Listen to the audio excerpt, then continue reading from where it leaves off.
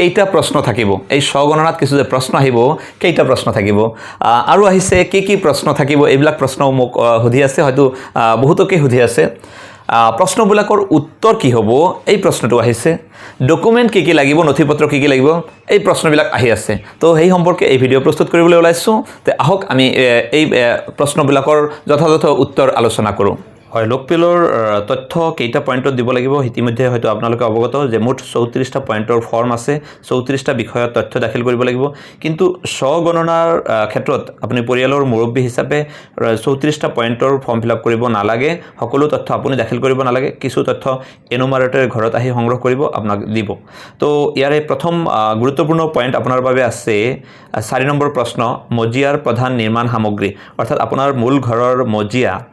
Floor কিহেৰে নিৰ্মিত যদি মাটিৰে নিৰ্মিত হয় তেতিয়াহলে কোড নম্বৰ 1 ক্লিক কৰিব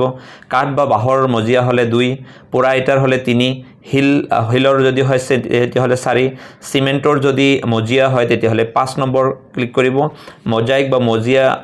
টাইলছ যদি হয় তেতিয়াহলে 6 নম্বৰত আপুনি ক্লিক কৰিব 6 নম্বৰ কোড বাছনি কৰিব আৰু অন্যান্য কিবা সামগ্ৰীৰে যদি নিৰ্মিত হয় মজিয়া তেতিয়াহলে 7 নম্বৰ কোড ব্যৱহাৰ কৰিব ইয়াৰ পিছৰ পৰৱৰ্তী গুৰুত্বপূৰ্ণ প্ৰশ্নটো আহিব বেৰৰ প্ৰধান নিৰ্মাণ সামগ্ৰী অৰ্থাৎ আপোনাৰ মূল ঘৰৰ বেৰৰ প্ৰধান নিৰ্মাণ সামগ্ৰী কি আছে ঘাঁহ খেৰ বা বাঁহ আদিৰ যদি নিৰ্মিত সামগ্ৰী হয় তেতিয়াহলে 1 কোড হ'ব 1 প্লাষ্টিক বা পলিথিনৰ যদি বেৰ হয় তেতিয়াহলে 2 মাটি বা নপৰা ইটা যদি হয় তেতিয়াহলে কোড নম্বৰ 3 হ'ব কাঠৰ যদি হয় 4 হ'ব গাঁথনি নকৰা হিলৰ যদি হয় 5 হ'ব গাঁথনি কৰা হিলৰ যদি ওয়াল হয় তেতিয়াহলে 6 হ'ব টিনপাত বা ধাতুৰ শীট বা এসবেস্টছ শীট যদি হয় তেতিয়াহলে 7 কোড নম্বৰ 7 হ'ব পোৰা ইটাৰ হলে 8 নম্বৰ কোড হ'ব কংক্ৰিটৰ যদি বেৰ হয় তেতিয়াহলে 9 হ'ব আৰু অন্যান্য সামগ্ৰীৰ হলে 0 এবাৰ 6 নম্বৰ প্ৰশ্নলৈ আহিছো 6 নম্বৰ প্ৰশ্নৰ মূল পইণ্ট আছে সালৰ প্ৰধান নিৰ্মাণ সামগ্ৰী অৰ্থাৎ আপোনাৰ ঘৰৰ সাল এটা কোন সাল আপুনি ব্যৱহাৰ কৰি যদি হিসাব কৰিব যদি আপোনাৰ আৰসিসি বিল্ডিং হয় ওপৰত যেটো সাল আছে আৰু অন্য হলে আসাম টাইপ হলে ওপৰত যেটো সাল আছে অৰ্থাৎ যেটো সাল ওপৰত আছে সেই সালটো ব্যৱহাৰ কৰিব সালৰ প্ৰধান নিৰ্মাণ সামগ্ৰী কি যদি ঘাঁহ খেৰ বাঁহ কাঠ মাটি আদিৰ যদি সাল হয় তেতিয়াহলে কোড 1 ব্যৱহাৰ কৰিব প্লাষ্টিক বা পলিথিনৰ সাল হলে 2 ব্যৱহাৰ কৰিব হাতে সজা টাইলছ হলে 3 যন্ত্ৰত সজা টাইলছ হলে 4 পোৰা ইটা হলে 5 নম্বৰ কোড ব্যৱহাৰ কৰিব হিলৰ যদি সাদ হয় সাল হয় তেতিয়াহলে 6 হ'ব স্লেটৰ সাল হলে 7 হ'ব টিনপাত বা ধাতুৰ শীট বা এসবেস্টছ শীট হলে 8 হ'ব কংক্ৰিটৰ যদি সাল হয় তেতিয়াহলে 9 হ'ব আৰু অন্যান্য সামগ্ৰীৰ যদি সাল হয় তেতিয়াহলে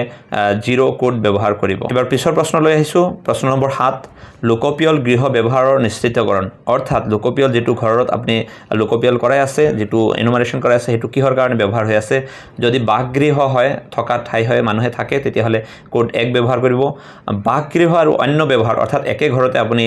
থাকে আৰু দোকান কৰে নাইবা অন্যান্য কিবা কৰে তেতিয়াহলে 2 ব্যৱহাৰ কৰিব আৰু যদি কেৱল দোকান বা কাৰ্যালয় হয় তেতিয়াহলে কোড নম্বৰ 3 ব্যৱহাৰ কৰিব যদি লোকপিয়লৰ সেই ঘৰটো যদি বিদ্যালয় বা মহাবিদ্যালয় আদি হয় তেতিয়াহলে 4 নম্বৰ কোড ব্যৱহাৰ কৰিব যদি হেতু ঘৰটো যদি হোটেল লজ বা অতিথিশালা আদি হয় তেতিয়াহলে 5 নম্বৰ কোড ব্যৱহাৰ কৰিব যদি চিকিৎসালয় বা চিকিৎসা কেন্দ্ৰ আদি হয় 6 নম্বৰ কোড কাৰখানা কৰ্মশালা নাইবা কাম কৰা চালি আদি যদি হয় তেতিয়াহলে 7 কোড 7 উপাসনাৰ স্থান মন্দিৰ মছজিদ বা গিৰ্জা আদি যদি হয় তেতিয়াহলে 8 নম্বৰ কোড বাসগৃহৰ বাদে অন্য যদি ব্যৱহাৰ হয় বাক নাথাকে আপুনি কোনো মানুহ নাথাকে অন্য কামত ব্যৱহাৰ হয় তেতিয়াহলে 9 নম্বৰ কোড আৰু যদি ঘৰটো সম্পূৰ্ণৰূপে খালি পৰি থাকে তেতিয়াহলে 0 কোড ব্যৱহাৰ কৰিব এতিয়া আহিছো 8 নম্বৰ প্ৰশ্নলৈ 8 নম্বৰ প্ৰশ্নত আছে এই লোকপিয়ল গৃহটোৰ অৱস্থা অৰ্থাৎ সেই গৃহটো যেটো লোকপিয়ল কৰাই আছে যেটো এনুমাৰেশন কৰাই আছে সেই ঘৰৰ অৱস্থা কেনেকুৱা যদি ভাল হয় ঘৰৰ অৱস্থা তেতিয়াহলে কোড 1 যদি বসবাসৰ উপযোগী বেছি ভাল নহয় কিন্তু থাকিবও পাৰি তেতিয়াহলে কোড 2 আৰু যদি জৰাজীৰ্ণ খুবেই অৱস্থা বেয়া তেতিয়াহলে কোড 3 ব্যৱহাৰ কৰক ইয়াৰ পিছৰ 9 10 11 এই প্ৰশ্নকেইটাত আপুনি 9 নম্বৰৰ কামটো এনুমাৰেটৰহে কৰিব আপোনাৰ প্ৰয়োজন নাই পৰিয়ালৰ নম্বৰ 10 নম্বৰত আছে এই পৰিয়ালৰ নিয়মিতভাৱে বাস কৰা লোকৰ মুঠ সংখ্যা যিখিনি সদস্য সংখ্যা আছে সেইখিনি লিখি দিব নেক্সট 10 নম্বৰ 11 নম্বৰত আছে পৰিয়ালৰ মুৰব্বীৰ নাম ইতিমধ্যে যেহেতু আপুনি স্বগণনাত আপুনি লিখিছে এইখিনি প্ৰশ্ন নম্বৰ 11 12 13 এটো পৰিয়ালৰ মুৰব্বী সম্পৰ্কীয় 11 নম্বৰত যেহেতু পৰিয়ালৰ মুৰব্বীৰ নাম লিখিলে 12 নম্বৰত আহি সেই মুৰব্বীৰ আপুনি লিংগ পুৰুষ মহিলা নে ট্ৰান্সজেন্ডাৰ পাৰসন তেতিয়াহলে হেমতে 1 2 বা 3 কোড ব্যৱহাৰ কৰিব 13 নম্বৰ প্ৰশ্নত আছে যদি অনুসূচিত জাতি বা অনুসূচিত জনজাতি হয় বা অন্যান্য হয় তেতিয়াহ'লে অনুসূচিত জাতিৰ হ'লে 1 নম্বৰ কোড, অনুসূচিত জনজাতি হ'লে 2 আৰু অন্যান্য হ'লে অৰ্থাৎ জেনেৰেল বা OBC ইত্যাদি হ'লে 3 নম্বৰ কোড ব্যৱহাৰ কৰিব।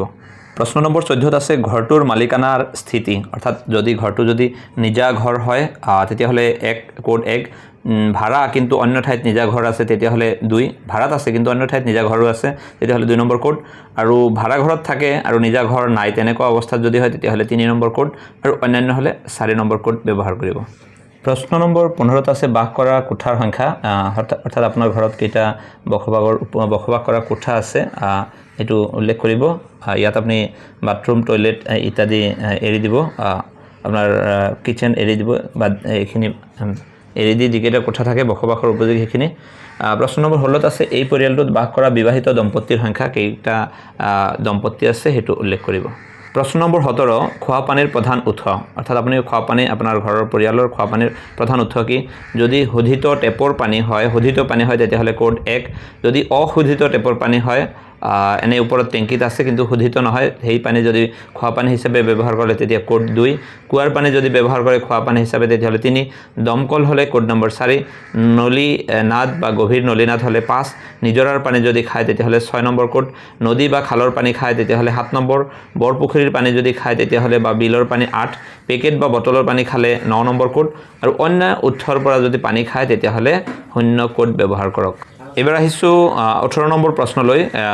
ইয়াত আছে প্ৰাপ্ত খোৱা পানীৰ উৎস,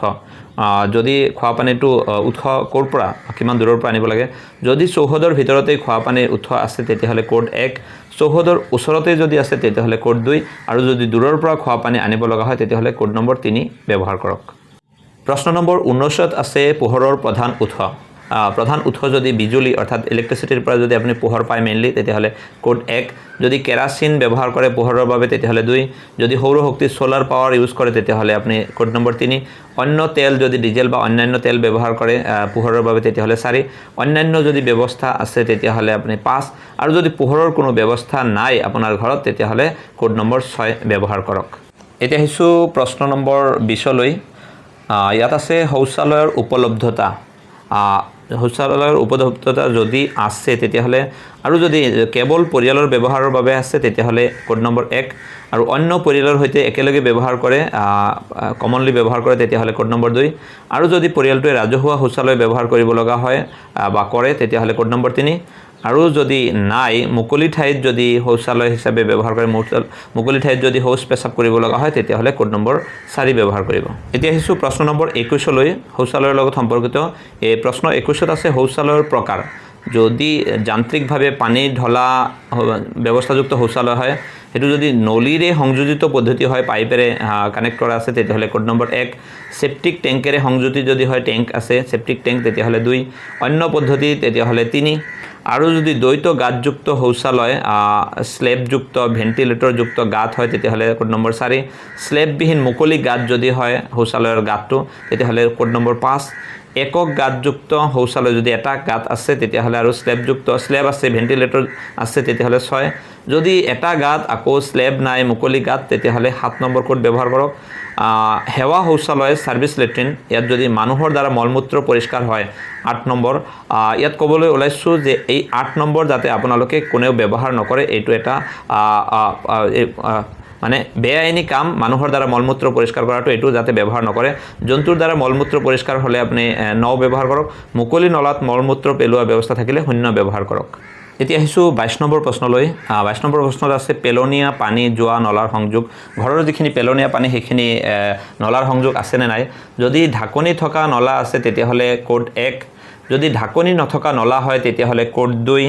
যদি কোনো নলাই নাই পেলনীয়া পানী ঘৰৰ পৰা ওলাই যাব পৰা কোনো নলাৰ ব্যৱস্থা নাই তেতিয়াহ'লে কোড নম্বৰ 3 ব্যৱহাৰ কৰক। নেক্সট কুৱেশ্যন নম্বৰ 23 নম্বৰ প্ৰশ্নত আছে চৌহদৰ ভিতৰত গা ধোৱাৰ ব্যৱস্থা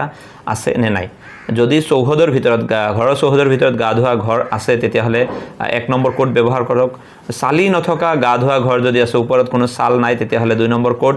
আৰু যদি গা ধোৱা ঘৰ নাই তেতিয়াহ'লে কোড নম্বৰ 3 ব্যৱহাৰ কৰক। প্ৰশ্ন নম্বৰ 24লৈ আহিছোঁ ৰান্ধনী ঘৰৰ ব্যৱস্থা আৰু LPG বা PNGৰ সংযোগ। যদিহে ৰান্ধনী ঘৰত ৰন্ধা বঢ়া কৰে LPG বা PNGৰ সংযোগ আছে তেতিয়াহ'লে 1 ব্যৱহাৰ কৰক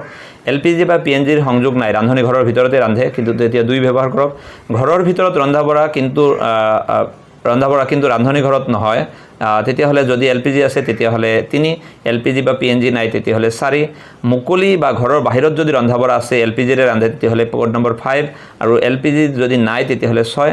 ৰন্ধনৰ ব্যৱস্থা নাই যদি ৰন্ধা বঢ়াৰ কোনো ঘৰত ব্যৱস্থা নাই তেতিয়াহ'লে কোড 7 ব্যৱহাৰ কৰক প্ৰশ্ন নম্বৰ 25 লৈ আহিছো ৰন্ধনত ব্যৱহৃত প্ৰধান ইন্ধন অৰ্থাৎ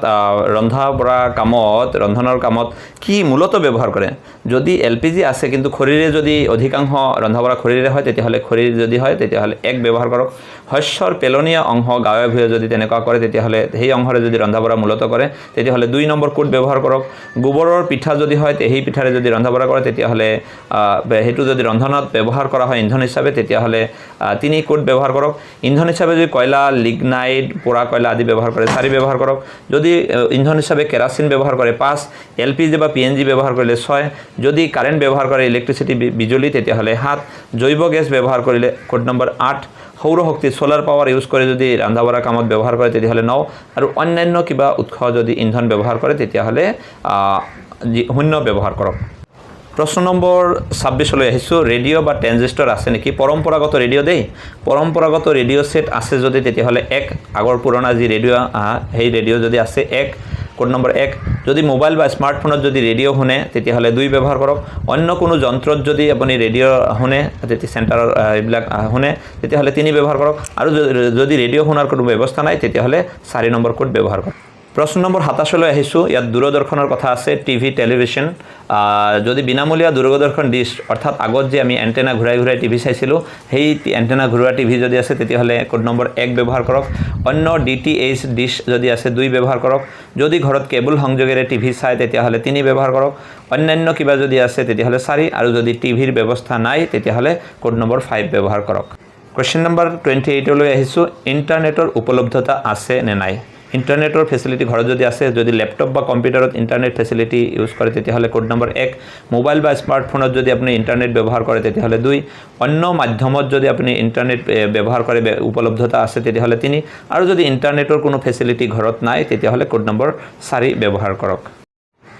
প্ৰশ্ন নম্বৰ 29 লৈ আহিছো ল্যাপটপ বা কম্পিউটাৰ যদি ল্যাপটপ বা কম্পিউটাৰ আছে তেতিয়াহ'লে কোড 1 আৰু যদি নাই কোড 2 ব্যৱহাৰ কৰক প্ৰশ্ন নম্বৰ 30 নম্বৰ প্ৰশ্নত আছে টেলিফোন আৰু মোবাইল ফোন বা স্মাৰ্টফোন আছে নে নাই যদি কেৱল ল্যান্ডলাইন আছে তেতিয়াহ'লে কোড 1 ব্যৱহাৰ কৰক যদি কেৱল মোবাইল স্মাৰ্টফোন আছে তেতিয়াহ'লে 2 ব্যৱহাৰ কৰক অন্য সাধাৰণ মোবাইল ফোন যদি আছে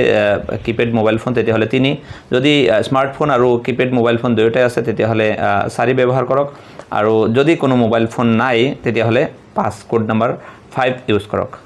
প্ৰশ্ন নম্বৰ 31 লৈ আহিছো ইয়াত আছে সাইকেল আৰু স্কুটাৰ বা মটৰসাইকেল বা মোপেড আছে নেকি যদি সাইকেল আছে ঘৰত তেতিয়াহ'লে 1 ব্যৱহাৰ কৰক যদি স্কুটাৰ বা মটৰসাইকেল মোপেড আদি আছে তেতিয়াহ'লে 2 ব্যৱহাৰ কৰক যদি সাইকেল আৰু দুয়োটা মোবাইল স্কুটাৰ বা মটৰসাইকেল দুয়োটা আছে তেতিয়াহ'লে 3 আৰু যদি সাইকেলো নাই মটৰসাইকেলো নাই তেতিয়াহ'লে কোড নম্বৰ 4 ব্যৱহাৰ কৰক প্ৰশ্ন নম্বৰ 32 লৈ আহিছো কাৰ জিপ বা ভ্যান আছে নেকি যদি কাৰ আছে বা জিপ আছে বা ভ্যান আছে যদি আছে তেতিয়াহ'লে 1 আৰু যদি এবোৰ নাই তেতিয়াহ'লে কোড নম্বৰ 2 ব্যৱহাৰ কৰক প্ৰশ্ন নম্বৰ 33ত আছে পৰিয়ালটোৱে ব্যৱহাৰ কৰা প্ৰধান খাদ্যশস্য যদি প্ৰধানত আপুনি ঘৰত ভাত খায় তেতিয়াহ'লে চাউল হ'ব আপোনাৰ প্ৰধান খাদ্য যদি ঘৰত মূলত আপুনি যদি ৰুটি বা অন্যান্য খায় তেতিয়াহ'লে সেইমতে ব্যৱহাৰ কৰিব যদি চাউল যদি প্ৰধান খাদ্যশস্য হয় তেতিয়াহ'লে 1 ঘেহু যদি প্ৰধান খাদ্যশস্য হয় তেতিয়াহ'লে কোড 2 জোৱাৰ যদি খাদ্যশস্য প্ৰধান খাদ্যশস্য হয় 3 বজ্ৰা যদি হয় 4 গম ধান যদি হয় 5 আৰু অন্যান্য যদি সামগ্ৰী যদি খাদ্যশস্য হিচাপে ব্যৱহাৰ কৰে প্ৰধান খাদ্যশস্য তেতিয়াহ'লে কোড 6 ব্যৱহাৰ কৰক 34 নম্বৰ প্ৰশ্নত আছিল মোবাইল নম্বৰ অৰ্থাৎ মোবাইল নম্বৰটো যেহেতু আগতেই পূৰ্বেই দিছে আপুনি সেই মোবাইল নম্বৰটো যোগাযোগৰ বাবে ব্যৱহাৰ হ'ব তো এইখিনি আছিল এই 34 নম্বৰ পইণ্টলৈকে মূল প্ৰশ্নকেইটা দৰ্শক মণ্ডলী বহুতেই হয়তো মনত এটা প্ৰশ্ন আছে কি বা ডকুমেন্ট দিব লাগিব নেকি হয় এই পৰ্যায়ত লোকপিয়লৰ যি এইটো পৰ্যায় প্ৰথম পৰ্যায়ত কোনো ডকুমেণ্ট দিব লগা পৰিস্থিতি নহ'ব এনুমাৰেটৰ আপোনাৰ পৰা কোনো